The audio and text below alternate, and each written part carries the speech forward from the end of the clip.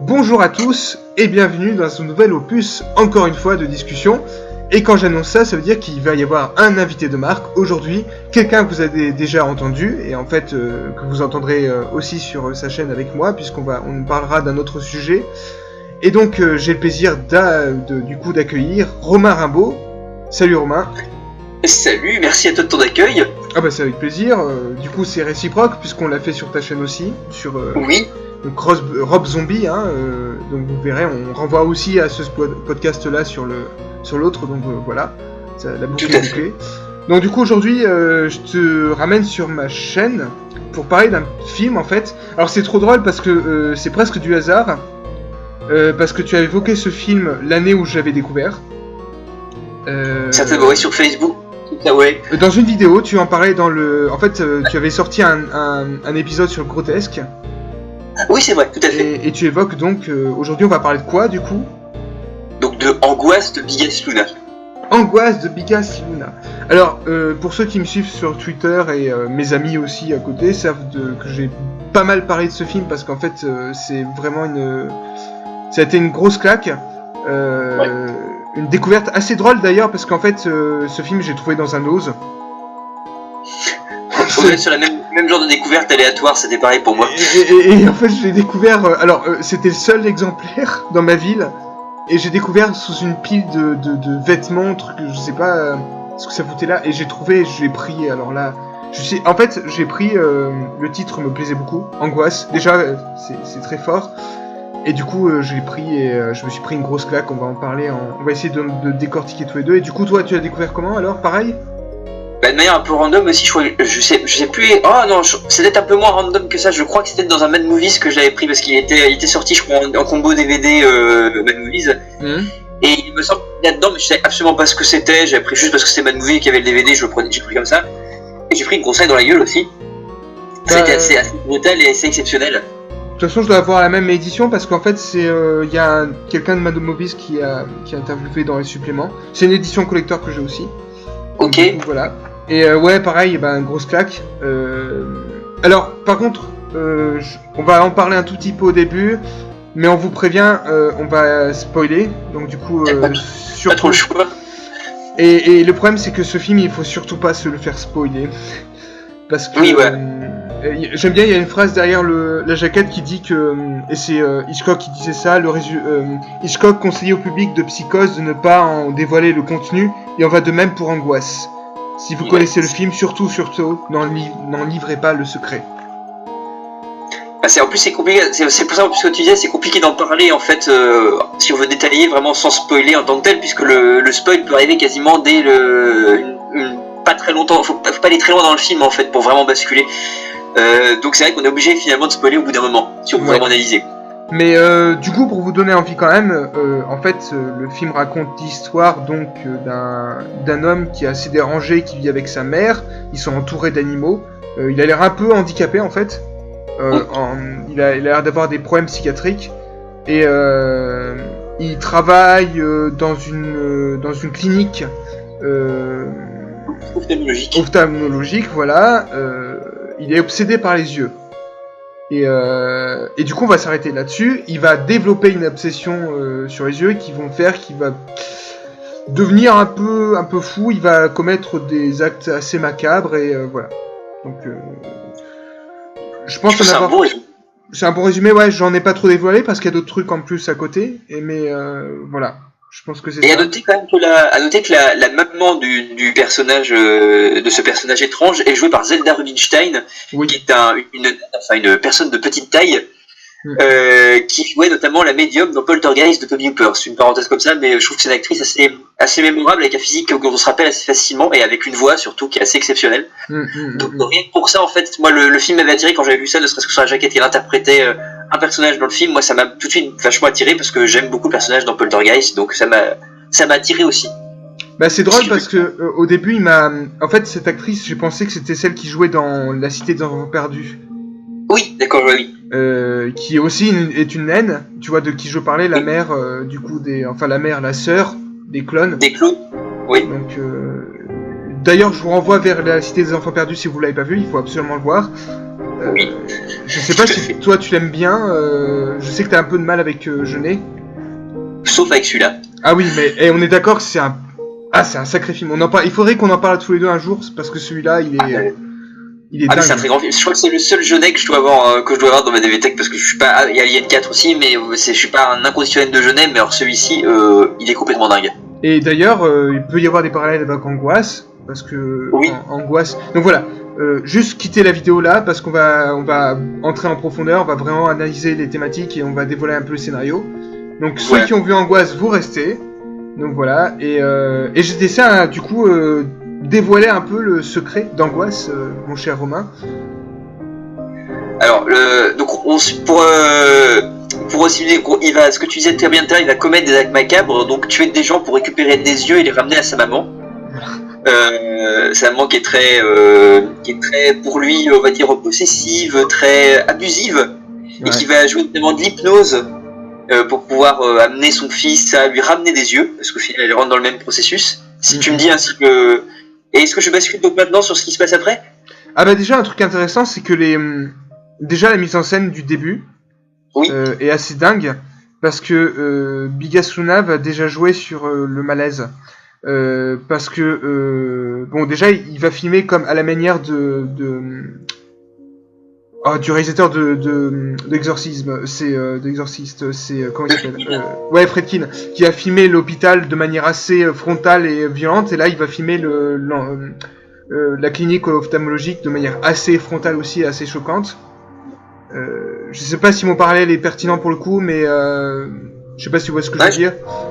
Non, mais je comprends que tu puisses le ressentir comme ça, en fait, sur le côté froid, le côté clinique, pour le coup, dans une clinique, donc très clinique. Ouais, je comprends le pareil. Moi, c'est vrai que j'ai tendance à voir le film comme étant aussi très Hitchcockien, en fait, sur pas mal de mise en scène aussi. Oui, totalement. Voire De Palma, si je puis dire aussi, sur ton parlait de De Palma tout à l'heure, hors enregistrement. Oui. Et il y a quelque chose de De Palma aussi, en fait, dans certains visuels. Bah oui, totalement. Il y a même du giallo au début, quand même, en plus. Oui, aussi, tout à fait. C'est un giallo, en fait. Il y a un mélange de plein de trucs, c'est assez impressionnant. Il y a des affrontements vachement riches. Ah oui, mais en plus, on parlait de malaise, et les scènes d'hypnose, mais elles sont horribles. C'est ultra éprouvant à regarder, hein.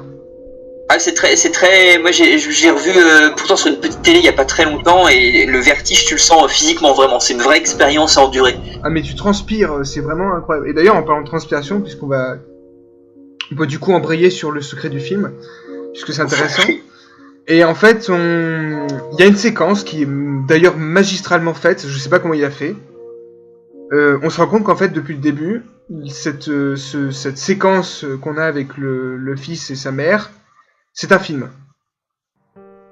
Et on bascule dans la salle avec les spectateurs qui regardent le film. Voilà. Et ça, alors ça déjà, mais je crois que j'étais déjà conquis par l'œuvre à ce moment-là. C'était, pour moi déjà, c'était un chef-d'œuvre absolu parce que vraiment, il y a quelque chose de... C'est frontal en plus comme coupure. C'est un peu à la... Ça me fait penser à Quentin Dupieux du coup, pour le coup.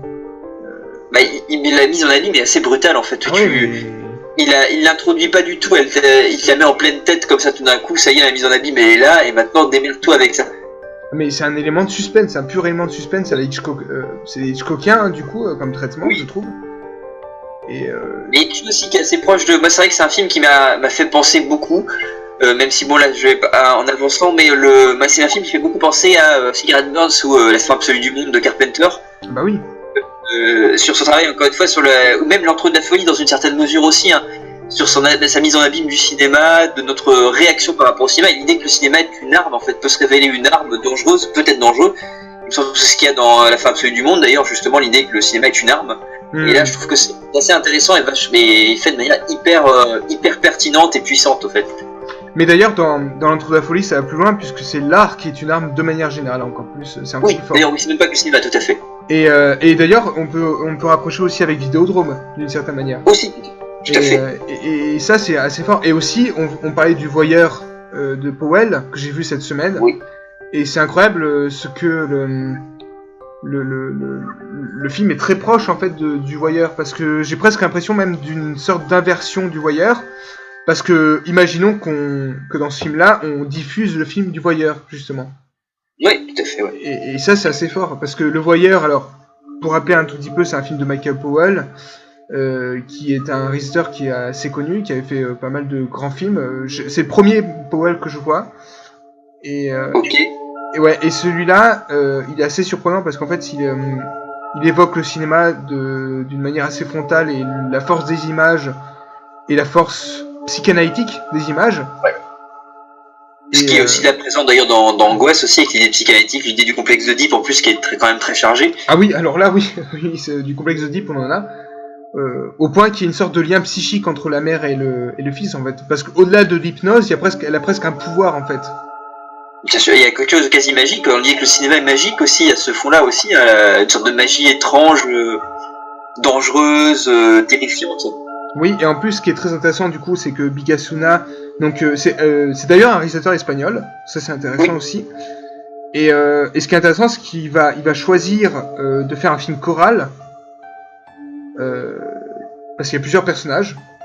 Oui. Même s'il y a un personnage qui va ressortir, qui est la petite fille, donc qui a peur, qui transpire devant le film, qui est tellement mal à l'aise qu'elle va aller aux toilettes. Dans le cinéma. Et qui renvoie à nous d'ailleurs, qui nous renvoie à nous spectateurs en plus, avec la même émotion et aux mêmes sensations extrêmement désagréables qu'on ressent en voyant la vision du film. Oui, c'est drôle, j'avais vécu la même chose avec Midsommar récemment. Oui, ouais. J'étais tellement possédé par le film que je pouvais même pas l'épicer. Voilà, mais n'empêche, c'est vrai qu'on parle de ça, mais le film de Bigasuna, moi quand j'ai été au cinéma après l'avoir vu quelques temps après, j'ai eu ces moments-là à me retourner derrière pour voir ce qui se passait derrière aussi, parce qu'après on n'a pas dit donc un élément supplémentaire qui va devenir après, où le lien psychique va traverser l'écran de la mère avec un des spectateurs, et cette idée qu'il pourrait y avoir un spectateur qui est touché à ce point-là par le film et avec lequel se tisse un lien, moi ça m'a terrifié en fait pendant quelques temps, et les séances de cinéma qui ont suivi mon visionnage. Mais oui, mais tu m'étonnes, ça marque. Moi, personnellement, après avoir vu le film, je ne regardais même sur un écran d'ordinateur ou sur une télé, ou sur un rétroprojecteur, il y avait une sensation de possession par image. Et c'est ça qui est très intéressant, c'est qu'en fait, Bigasuna fait un film assez fort, parce qu'il rappelle le fait que le cinéma soit un outil puissant, et l'un des outils les plus puissants qui puisse exister. Ouais. Et du coup, d'une certaine manière, il anticipe l'existence des jeux vidéo. Ça veut dire oui. Parce que en fait, le jeu vidéo est une extension du cinéma, enfin du fantasme de narration ultra récréative. Et qui ajoute l'interaction qu'il n'y a pas dans le cinéma direct, en tout cas, on va dire. C'est ça. Et ce qui est très intéressant, c'est que dans Angoisse, il y a ce qu'il fait, c'est presque de la 4DX. Il y a une forme d'interaction littérale avec un des spectateurs qui va être possédé au point de se mettre à commettre l'irréparable, et il va verrouiller tout la salle de cinéma. Donc du coup, en plus, ça devient un huis clos. Alors là, c'est magistralement bien orchestré, parce que tu ressens vraiment ce côté fermé, claustrophobe, qui fonctionne très bien dans le film. Tout en ne quittant pas la diégèse du film qu'on est en train de regarder, parce que finalement on suit quand même ce qui se passe et on suit la narration du film projeté aussi en parallèle. Oui, du coup et du coup ça me rappelle beaucoup Florida Beach aussi. Oui, ok, tout à fait aussi. Et ça a la même force des images. En effet, comme tu dis, on ne quitte pas le film. Le film est toujours là, il y a les deux narrations qui se passent de manière concomitante, et en plus je pense que ce qui est extrêmement complexe, c'est qu'il arrive à tisser des ponts continuels entre la narration du film qui est projeté et le film que nous on regarde, avec des gens qui regardent le film et qui sont confrontés à ce nombre de péripéties aussi, donc ils tissent tous ces liens ensemble, et ça fait une sorte de truc extrêmement complexe, extrêmement dense, et c'est génial, quoi. Je crois qu'il y a une gestion de tout ça qui est absolument incroyable. Et ce qui est incroyable d'autant plus, c'est que en fait Bigasuna, alors j'ai vu aucun de ses autres films. Bah moi non plus, pour le coup je connais pas du tout le reste. Le reste m'intéresse quand même, parce que ça a l'air d'être quelqu'un qui varie beaucoup. Oui. Mais il y a en fait dans le DVD, il y avait une présentation, et il y avait une interview de Bigasuna qui disait en fait tout simplement qu'il avait voulu faire une espèce de test, une sorte de film un peu préventif contre contre la manipulation par image, contre ce qui est très, très pertinent parce je crois que c'est un film des années 70 ou 90 87. C'est d'autant plus pertinent puisque c'était une grosse période où il y avait la manipulation par les images avec les publicités, les Américains qui adoraient faire ça, et puis il y avait eu aussi des scandales en rapport avec des manipulations par image sur le public. Ce qui peut renvoyer du coup à Believe de Carpenter aussi. Aussi, oui, tout à fait, ouais. Et ce qui est très puissant aussi, c'est que Yasuna, il anticipe d'une certaine manière les tueries de masse qu'il y a eu lors de la sortie pas de Joker, du coup, j'espère qu'il n'y en aura pas, mais de Dark Knight. Oui, je crois, oui, ça. Ah oui, c'était Bane d'ailleurs qui avait inspiré une sorte de discours un peu con, et c'était les incels qui avaient utilisé ça, je crois, ou je sais plus quoi, enfin des malades quoi, en fait. Ouais. Et du coup, c'est très intéressant parce qu'il y a la même chose dans Angoisse. On pourrait même presque le transposer dans un cadre américain, ce film. Ah oui, tout à fait, oui. D'ailleurs, je me dis pas de bêtises, il se passe aux États-Unis, hein, le film. Ah oui, et en plus c'est vrai. Oui, mais t'as raison, j'avais oublié. Et il a pas été filmé vraiment aux États-Unis. Il a été filmé en Espagne, je crois, mais ils ont reconstruit un quartier parce que américain. On voit que le quartier américain à l'extérieur.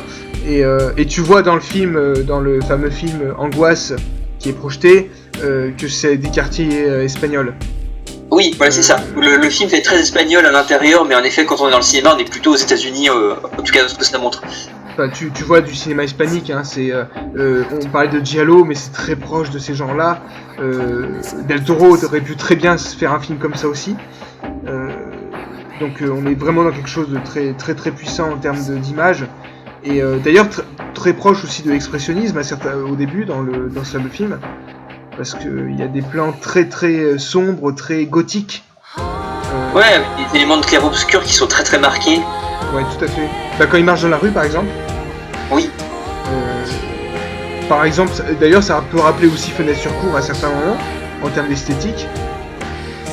Et puis même il y a certains plans qui ramènent aussi à Buñuel, évidemment pour les yeux, avec le jus d'Alou aussi. Ah oui, c'est vrai que j'ai des liens aussi avec les yeux sans visage de Franju, aussi sur les manières dont ils vont mutiler le visage, même si dans les yeux sans visage justement les yeux ne sont pas mutilés, on mutile tout le reste.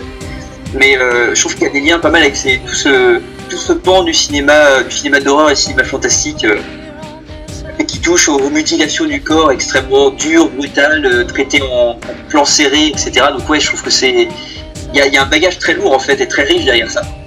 Oui, surtout que c'est très intéressant de toucher les yeux, puisque les yeux sont le reflet de l'âme. Tout à fait, c'est ça aussi, oui. Donc du coup, ça c'est plutôt puissant. D'ailleurs, ça me fait penser pour le coup à Blade Runner, avec toute sa thématique sur les yeux qui ne sont plus, qui sont manufacturés, qui n'ont plus aucun sens dans le film. D'ailleurs, c'est quelque chose de très intéressant que fait de manière magistrale Ridley Scott dans le film. Et là c'est pareil, il y a le tueur, il tue les gens en leur perçant les yeux, en les détruisant. Il y a d'ailleurs, tu parlais de Deep, mais du coup ça rappelle Oedipe quand il se perce les yeux. Tout à fait, je pensais à ça aussi, ouais.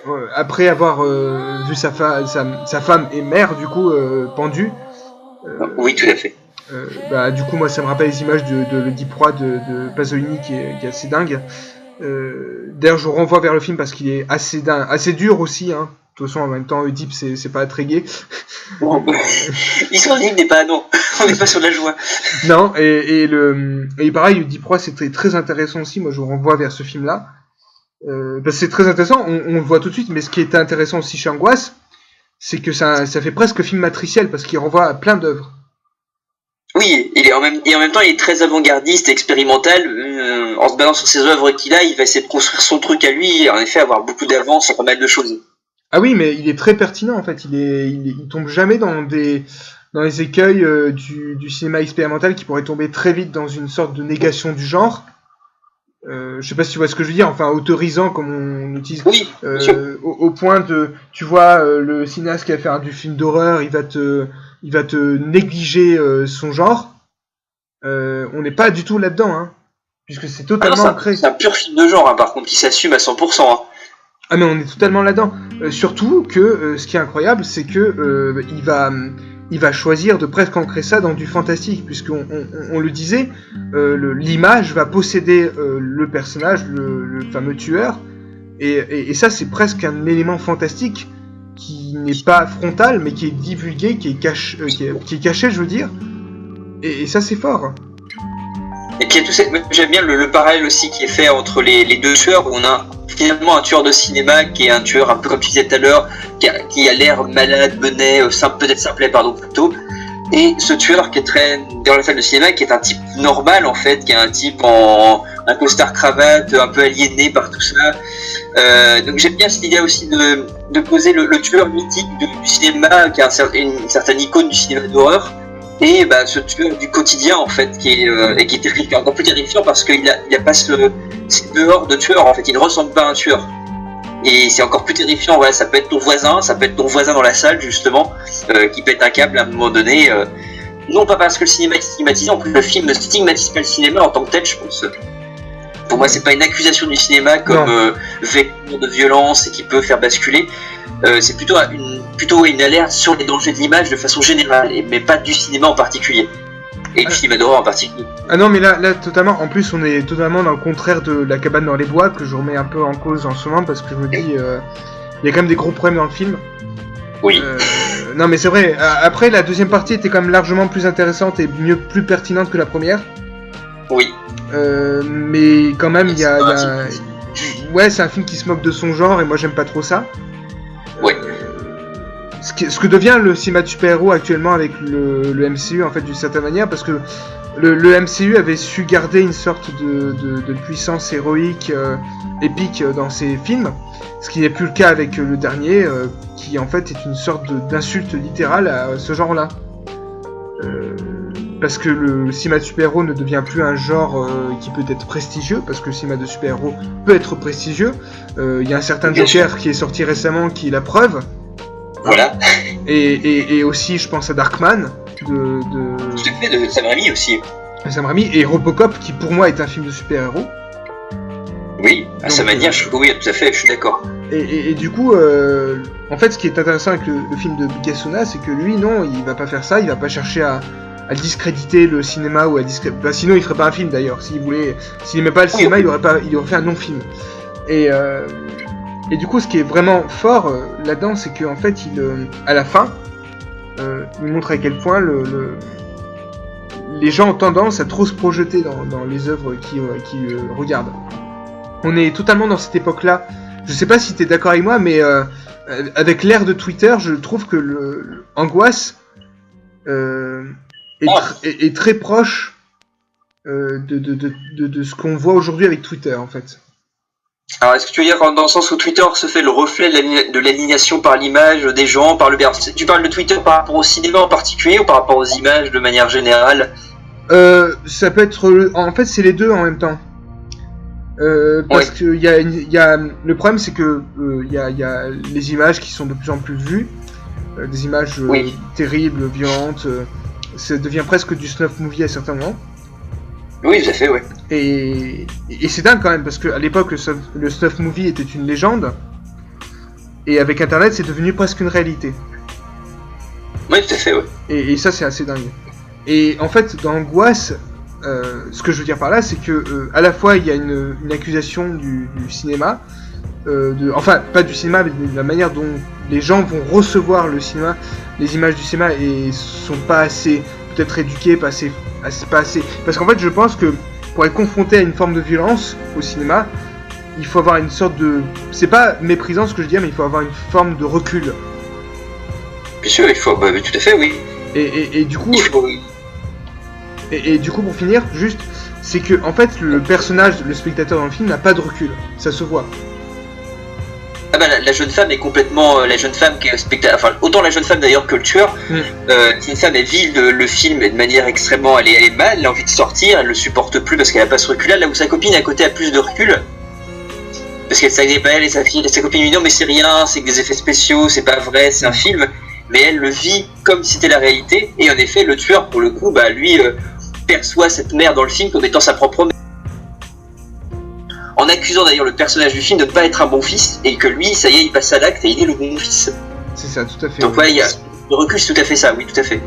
Mais c'est très intéressant parce qu'il y a un côté matriciel des images aussi, ça devient presque une mère ces images-là. Pour lui, on a l'impression de ce tueur-là, c'est un personnage inconnu, c'est un personnage qui n'a pas de nom, c'était une sorte d'abstraction.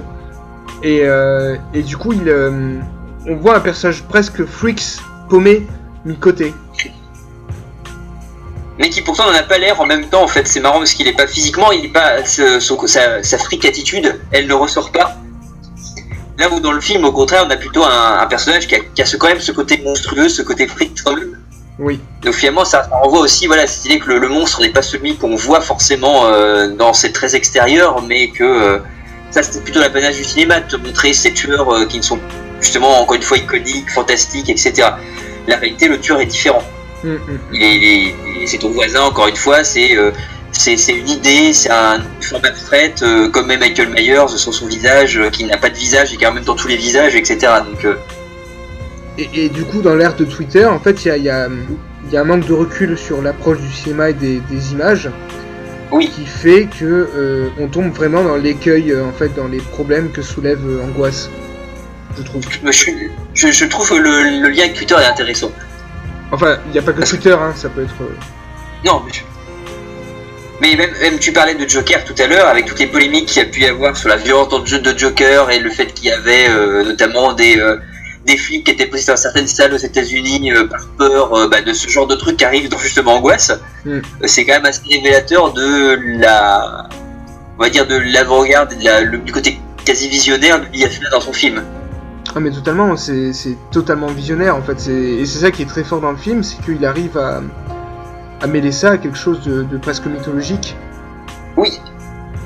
Parce que tu parlais de diégèse, mais il y en a une qui est présente, et il n'oublie pas en fait de faire un pur film d'épouvante fantastique, et il fait un film qui c'est pour ça peut-être que ça en fait un grand film, parce qu'il arrive à faire un film qui pourrait être facilement compris.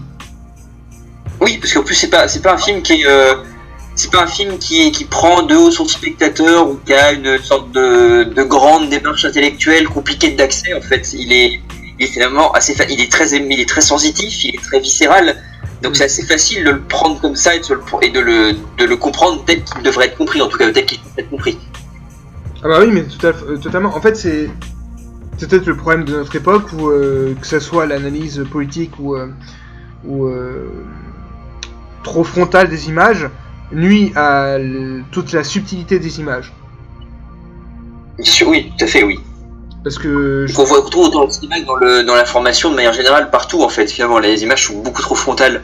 Ah mais oui, et je pense aussi à par exemple récemment tout ce qui concernait la manière de filmer avec le portable, les attentats en France et tout ça.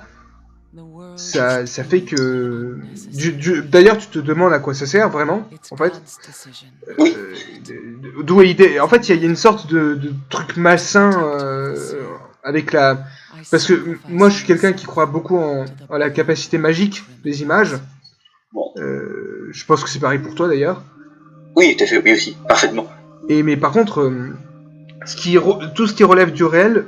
Déjà, je vois pas l'intérêt de filmer des corps qui sont décharnés, qui tombent, voilà, des trucs horribles, tout simplement. Je vois pas l'intérêt, et c'est un peu ce que fait Angoisse, parce que le truc aussi, le problème du film qui est diffusé, c'est qu'il est très réaliste, en fait. C'est pour ça que la jeune fille, elle le prend comme étant quelque chose de vrai, quasiment, puisqu'elle se pose des questions sur la véracité de ce qu'elle est en train de regarder aussi. Et je trouve que ça c'est un truc intéressant parce que il y a aujourd'hui de nos jours on a quitté une forme d'idéalisme des images, en tout cas d'idéalisme de l'art, qui se rapproche de plus en plus d'une forme de rationalisme des images pour le rapprocher de plus en plus du réel. Je sais pas si c'est très clair ce que je dis. Je pense que si, de manière générale, ne serait-ce que je pense que ce que tu dis par rapport à la violence de manière générale, actuellement on est dans une recherche continuelle d'une violence hyper réaliste et qui ramène le plus possible réel. D'ailleurs les thèmes évoqués sont souvent des thèmes qui me ramènent, des thèmes violents je vais prendre un exemple, comme on parlait de Nolan, de Batman tout à l'heure, Dark Knight ou Joker même d'ailleurs récemment sorti, pour moi c'est très symptomatique, c'est-à-dire que j'aime beaucoup les films, attention, hein, mais je trouve que c'est très symptomatique, encore une fois, de ramener la violence des comic books dans une Amérique extrêmement concrète et extrêmement réaliste, extrêmement rationnelle, comme par exemple le Joker de Nolan, c'était une sorte d'incarnation abstraite du terrorisme et de l'Amérique post-septembre toujours qui traînait, avec le terrorisme omniprésent, la peur de ce terroriste fou qui cherche juste à instaurer le chaos. Donc encore une fois, c'est des films que j'aime bien, hein, c'est des films que j'aime même beaucoup, mais il y a quand même, c'est quand même très symptomatique de cette idée de remettre la violence, elle n'est plus, si tu veux, je sais pas quel mot trouver, je sais pas si c'est très clair ce que je dis, mais si, je vois très bien ce que tu... Ouais, oui, en fait, ce que tu veux dire, c'est que il y a... Déjà, ça colle à ce que je disais, il y a une perte d'idéalisme dans les images et dans la manière de travailler. Ce qu'on reprochait beaucoup au cinéma d'horreur aussi. J'aime bien, en ce moment, on revient vers ce côté abstrait du cinéma d'horreur avec Ari Aster, avec The Witch et tout ça, avec Eggers. Donc ça, c'est déjà quelque chose de plutôt intéressant. Même Suspiria aussi, le remake de Suspiria, qui était très, très, très abstrait, pour le coup. Au point d'être... qui prenait le pied quand même il partait d'une réalité quand même très concrète, mais pour s'élever progressivement vers l'abstrait total, ouais.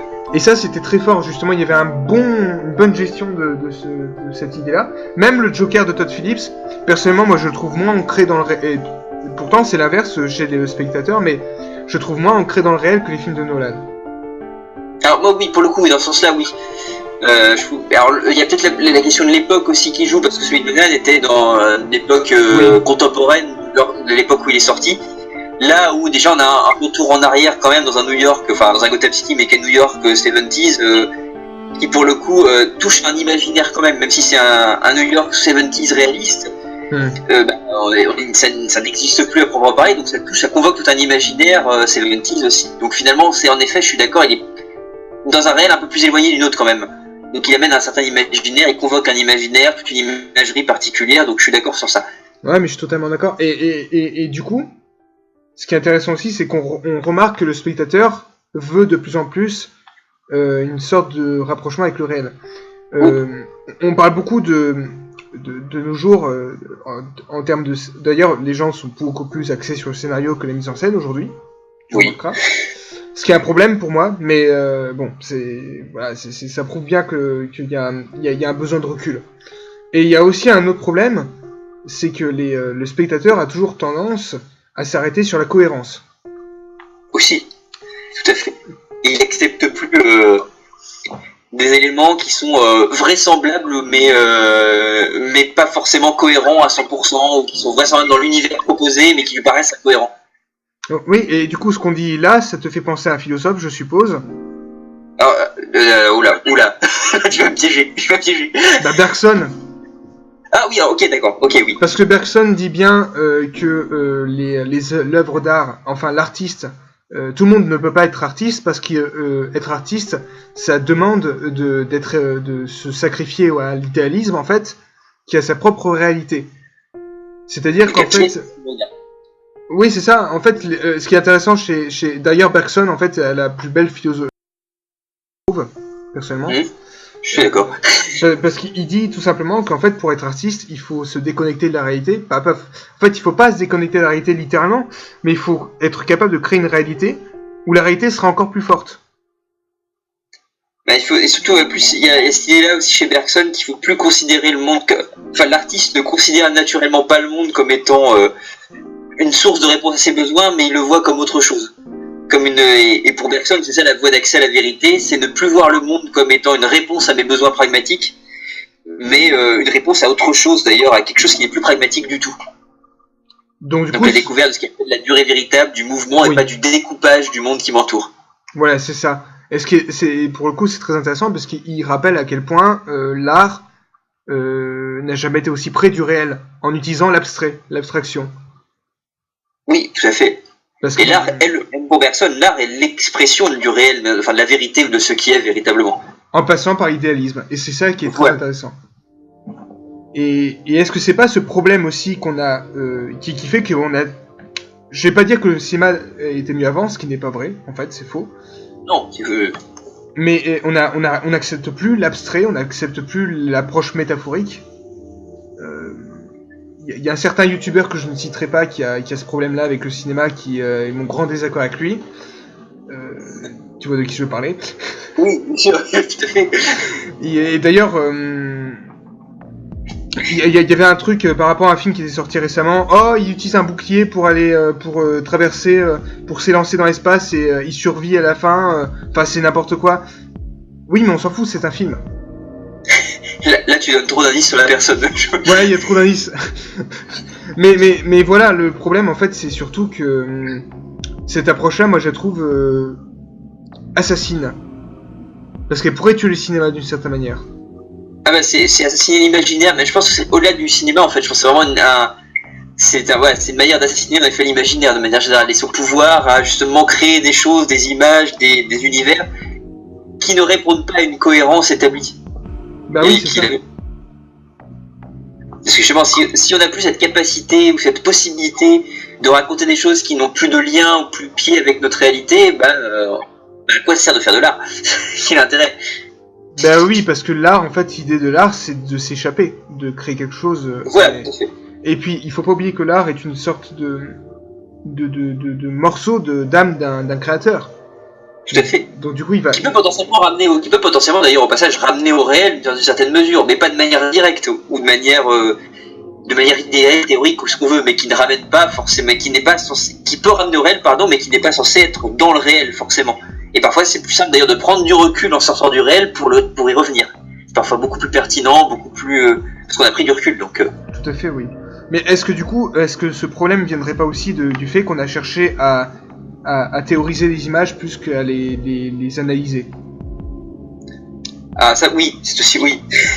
C'est un problème ça aussi, tout à fait. Je suis d'accord. Et en fait, c'est peut-être pour ça que j'ai voulu absolument éviter des études de cinéma, c'est pour essayer de chercher avec mes... Parce qu'en fait, le truc, c'est qu'il y a l'apport technique, certes, du cinéma, et c'est rappelé dans Angoisse, parce que c'est un film très technique, mais il y a aussi la force des images. Et ça, on l'oublie beaucoup. Parce que une image, chaque image est un élément scénaristique. Bien sûr.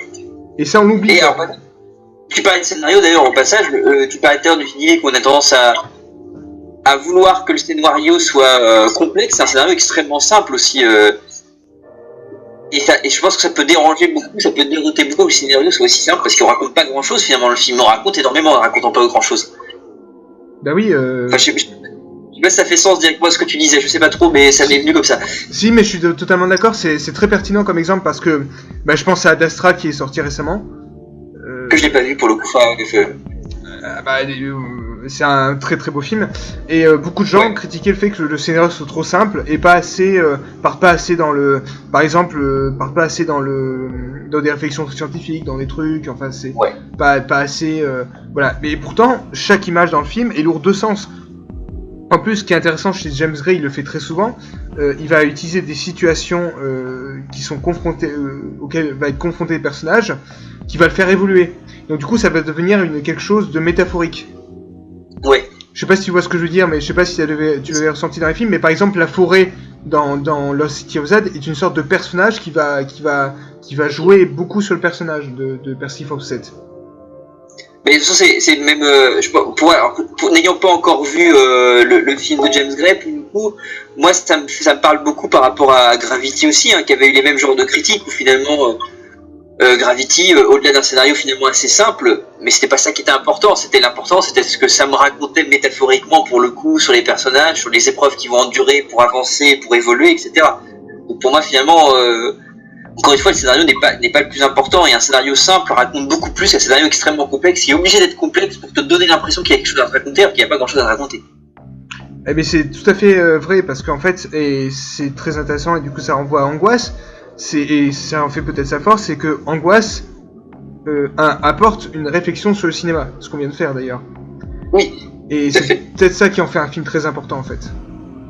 Ah mais c'est même je pense que c'est un film qui alors je sais pas du tout comment il est perçu de manière beaucoup plus globale, mais moi je pense que c'est un film qui est important en fait, il serait même à étudier en fait, mais je sais même pas s'il a cette aura particulière importante, nécessaire à l'histoire du cinéma. Je sais pas, c'est une question que je me pose, est-ce que c'est un film qui a été vu suffisamment? Ça c'est une question que je me pose. Ah, je pense qu'il est assez oublié. Faudrait peut-être le réhabiliter. J'espère que ce podcast va pouvoir le réhabiliter d'une certaine manière. Ouais. Ça serait cool. Mais en tout cas, voilà. Donc, je pense qu'on va finir là-dessus. J'espère qu'on a été assez clair. On a essayé de pas faire trop long. Peut-être qu'on reviendra un jour sur le film. Hein. Il y a tellement de choses qu'on pourrait dire sur le film qu'on pourrait en faire plus de 2 heures. Enfin, c'est assez incroyable. On pourrait même faire une vidéo en collaboration sur la thématique et l'écrire ensemble. Et ça pourrait être intéressant. Ah mais carrément, il faudrait faire un truc comme ça, mais ça serait génial, plus écrit, plus réfléchi, analyse de séquences, ce serait une très bonne idée. Mais du coup, Romain, je voulais te proposer un truc, qu'on recommande des films qui sont proches, bon on en a parlé un peu, mais qui sont proches d'angoisse. J'en ai cité 2 qui me viennent, et puis j'en citerai un 3e, donc je vais parler du chien andalou de Buñuel pour la question des yeux. Les yeux sur le visage de Franju, parce que c'est... On parlait justement de Gaspar espagnol, donc un européen, pour moi un des plus grands films fantastiques européens qu'on a pu avoir, mais qui a malheureusement été un cul-de-sac pour le cinéma français. Le cinéma fantastique français, c'est Les yeux sur le visage de Franju. Oui, tout à fait. Et il parle de la même chose, des mutilations du visage, de manière très chirurgicale, de manière très froide, et de fait très déstabilisante et malsaine. Enfin, et puis pour le coup, pour un troisième élément, une troisième, on va dire, recommandation. J'avais pas trouvé mon mot, donc recommandation. Ouais. J'aurais tendance à conseiller un giallo de manière générale, parce que la question du pouvoir de l'image, l'image qui capture mon regard, j'irais vers Les frissons de l'angoisse de Dario Argento. Ah bah oui. Avec une vraie réflexion sur l'image, dans la mesure où, comme un tour de magie, le film vous donne la réponse à l'énigme dès la première séquence. Vous voyez l'heure visuellement. Et l'idée du film, ça va être un petit peu comme le personnage principal. Donc il y a une mise en abîme aussi en termes d'enquête policière, où on va, comme le personnage, essayer de se rappeler, se remémorer continuellement cette première séquence et ce qu'on a vu dedans, pour se rendre compte que finalement le tueur, on l'avait vu depuis le début, on l'a perçu très clairement et très nettement, mais ça on le découvre qu'à la fin. Tout à fait, c'est deux très bons exemples en tout cas, enfin 3. Et du coup moi, et d'ailleurs pour Les frissons d'angoisse c'est très intéressant parce que du coup on parlait du giallo dans le film, donc ça renvoie vraiment à tout ça. Et du coup moi j'en aurais 3 aussi.